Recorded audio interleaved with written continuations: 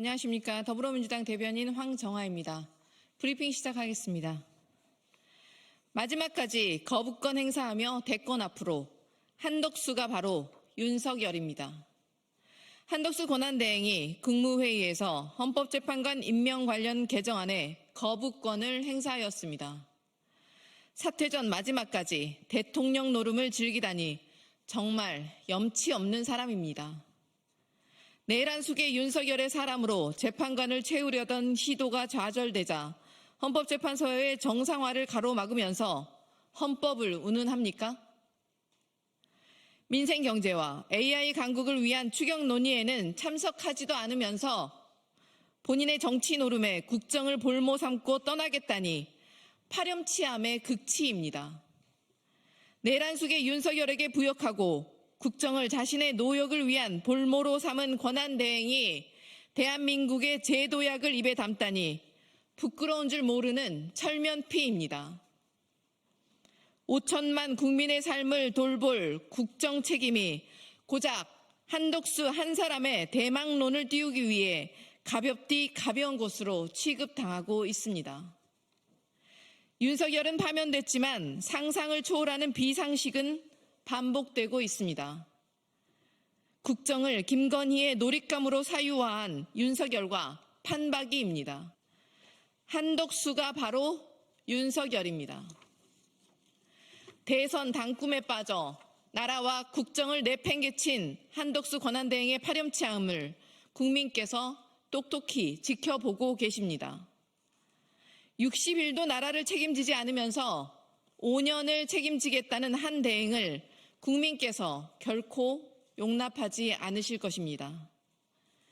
국정을 내팽개치고 대선에만 기웃대는 한덕수 권한대행의 행태는 윤석열을 향한 국민의 분노에 기름을 끼얹는 꼴이 될 뿐임을 엄중히 경고합니다. 두 번째 브리핑 시작하겠습니다. 파면된 정부가 벌인 권한 없는 협상과 국익 포기에 대해 물을 수 있는 모든 책임을 묻겠습니다. 베센트 미국 재무장관은 우리 정부가 선거 전에 미국과 성공적인 협상을 이뤘다는 것을 유권자에게 보여주기 위해 오히려 무역협정의 틀을 선거 전에 마련하길 원하고 있다고 밝혔습니다. 권한 없는 협상을 당장 멈추십시오. 그리고 대체 미국에게 무엇을 약속한 것인지 모두 이실직고하십시오. 파면된 정부가 국민과 국회를 속여가며 새 정부의 대미 협상 틀을 짰다니 결코 용납할 수 없는 범죄입니다. 한덕수 권한대행이 미국과 관세 협상을 본인의 성과로 포장해 대선 출마의 발판으로 삼으려 국익을 가져다 바치려고 했음이 확인되었습니다. 파면된 정부가 벌인 권한 없는 협상을 대체 누가 책임질 것입니까? 국민을 속이고 권한 없는 협상을 벌였다면 엄중한 법적 책임을 물을 것입니다. 한덕수의 대선 꿈에 부하내동해 협상을 진행한 최상목 부총리와 안덕근 장관 등 협상단에 대해서도 엄중하게 책임을 물을 것입니다.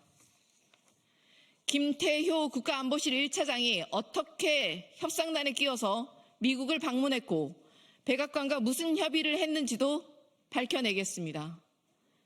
더불어민주당은 파면된 정부의 권한 없는 협상과 국익 포기, 불법적인 관권 선거 획책에 대해서 물을 수 있는 모든 법적 책임을 묻겠습니다.